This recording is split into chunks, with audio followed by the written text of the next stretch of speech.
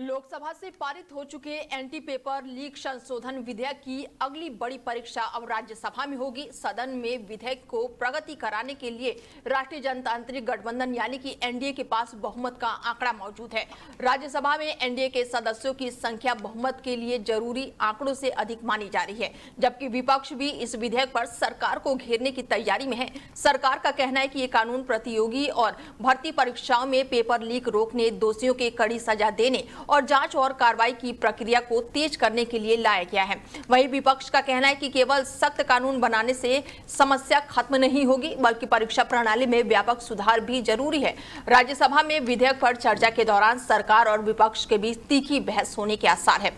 यदि ये विधेयक राज्यसभा से पारित हो जाता है तो राष्ट्रपति की मंजूरी के बाद से ये कानून बनने की दिशा में आगे बढ़ जाएगा। ऐसे में मैनेजिंग एडिटर रमेश ठाकुर जी जुड़ चुके हैं हमारे साथ, उनसे बातचीत करते हैं कि एंटी पेपर लीक हो तो सबसे पहले सवाल मेरा यही होगा कि किस तरीके से वो देख रहे हैं, क्योंकि इतने हंगामे के बाद से, अब इस्तीफे के बाद से, अब जो है लगातार कल से चर्चा हो रही है, राज्यसभा में पास होने पर अब ये कानून बनेगा। तो सर, सवाल यही होगा कि किस तरीके से देख रहे हैं। देखिए अनीता, पूरे एपिसोड को समझने की जरूरत है। ये जो एंटी पेपर लीक बिल जो पास किया जा रहा है, ये 2024 में ऑलरेडी बना हुआ था। बिल्कुल। इसमें नए प्रावधान डाले गए हैं। पहले 5 साल की सजा थी, अब 10 साल कर दी गई है। पहले 10 लाख रुपए हर्जाना था, अब करोड़ों में कर दिया गया है। लब्बो-लुबाब चीजें वही है, उसको रिवाइज किया गया है। अब ये पार्लियामेंट में, लोकसभा में ये पारित हो चुका है। अब बात आ जाती है राज्यसभा में, जिसको आज पारित होना है, पटल पे रखा जाएगा। और मुझे लगता नहीं है ज्यादा कोई दिक्कत होगी, मुश्किलात पैदा नहीं होगी, क्योंकि नंबर ऑफ मेंबर्स सरकार के पास ठीक ठाक हैं। बिल्कुल। और ये बिल ऐसा है, मुझे जहां तक लगता है कि इस पे विपक्ष भी ज्यादा विरोध नहीं कर रहा है। विपक्ष भी चाहेगा कि इसको लागू हो, क्योंकि बच्चे उनके भी हैं। बिल्कुल। सबके बच्चे हैं, क्योंकि पीड़ित अगर उधर पक्ष के हैं तो इधर भी हैं। ऐसा तो नहीं, भारतीय जनता पार्टी की अगर हुकूमत अगर रूल कर रही है तो उनके बच्चों पे नियम लागू नहीं होता है, या वो इससे पीड़ित नहीं है। वो भी पीड़ित है और सामने वाले भी पीड़ित हैं। लेकिन सर, सरकार, ठीक है, बोलिए। मुख्य सवाल, जो सबसे बड़ा सवाल है, वो ये आता है, जिसको हमें यहाँ समझने की जरूरत है। मुलायम सिंह की जब हुकूमत होती थी स्टेट में, यूपी में, तो उस समय सबसे ज्यादा, मैं ये कहूंगा, कुख्यात प्रदेश बन चुका था पेपर लीक के लिए, नकल माफियाओं के लिए। उस समय ठेके लिए जाते थे। ठेकेदार कहते थे कि 5 जिले मुझे दे दो, यहाँ की नकल मैं करवाऊंगा लोगों को। तो ये भी हम लोगों ने देखा है, लेकिन तब भी कानून बने।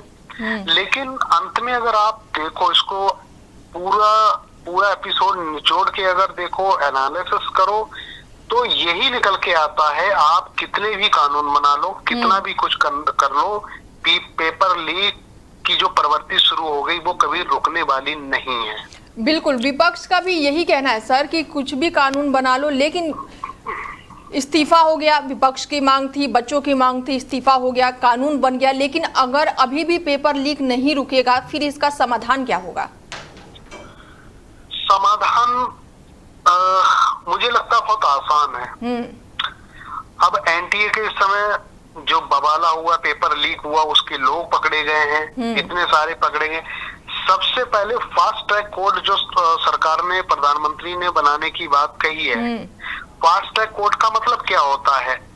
पर डे की हेयरिंग होना, पर डे की सुनवाई होना। बिल्कुल। अब कितना बड़ा मजाक, प्रधानमंत्री ने देर रात आके वीडियो जारी करके फास्ट ट्रैक कोर्ट बनाने की उन्होंने बात कही, और फास्ट ट्रैक कोर्ट बन भी जाता है। लेकिन जो पहली हेयरिंग होती है, जिस दिन शुरुआत इसकी होना है, उसी दिन पता चला सीबीआई इस मामले को लेके अपना वकील नहीं भेजा। बिल्कुल बिल्कुल। कोर्ट नहीं बैठी, कोर्ट डिजर्व हो गई है, और ये मामला चला गया 3 अगस्त के लिए। 1 हफ्ता क्यों गए भाई? फास्ट ट्रैक कोर्ट का मतलब है पर डे की सुनवाई होना।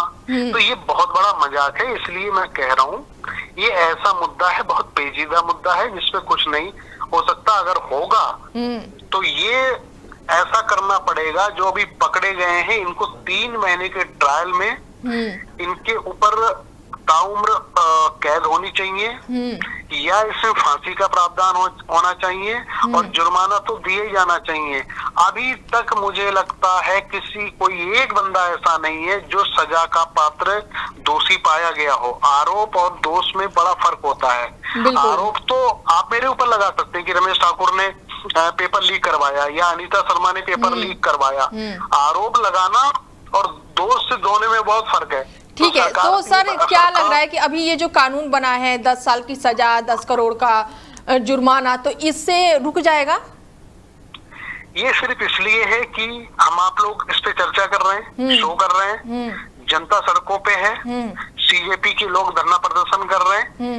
ये इनको शांत करने भर तक का ये ड्रामा है और कुछ नहीं है।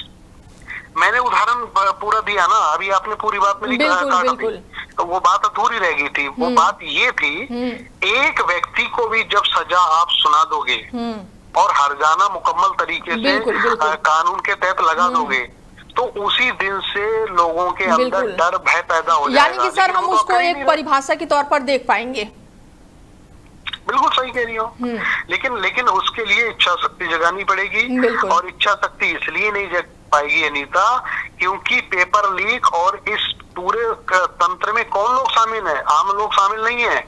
ये सारे के सारे राजनीतिक लोग हैं। कोई किसी पार्टी से जुड़ा हुआ है, कोई किसी सरकार से वास्ता रखता है। तो ऐसे लोगों के ऊपर क्या उनके तो लोग सर एक सवाल मेरा आपसे और होगा कि इस राजनीतिक पार्टियों में तो बच्चे पिस रहे हैं, उनका भविष्य पिस रहा है। हाँ, तो वो पिसता रहेगा, किसी पे कोई फर्क थोड़ी पड़ता है। जो इस व्यवस्था को बनाने वाले हैं उनके सारे के सारे बच्चे को इंडिया में थोड़ी पढ़ाई करते हैं, वो सारे विदेशों में पढ़ाई कर रहे हैं। उनको भारतीय पद्धति थी, भारतीय शिक्षा पद्धति से कोई लेना देना नहीं है। कोई ऑक्सफोर्ड यूनिवर्सिटी में पढ़ रहा है, कोई न्यूयॉर्क यूनिवर्सिटी में पढ़ रहा है, कोई लंदन आप इकोनॉमिक्स यूनिवर्सिटी से पढ़ रहा है। तो उनपे कोई फर्क नहीं पड़ेगा। फर्क पड़ेगा आपको, हमारे छोटे भाई बहन, उनके ऊपर फर्क पड़ेगा। तो इस गैप को जब जनता समझ जाएगी ना, तो उसी दिन से वो फर्क भी समझ जाएगी और पूरे ड्रामे की जो तस्वीर है वो भी समझ जाएगी। जी ठीक है सर, जुड़ने के लिए बहुत शुक्रिया आपका।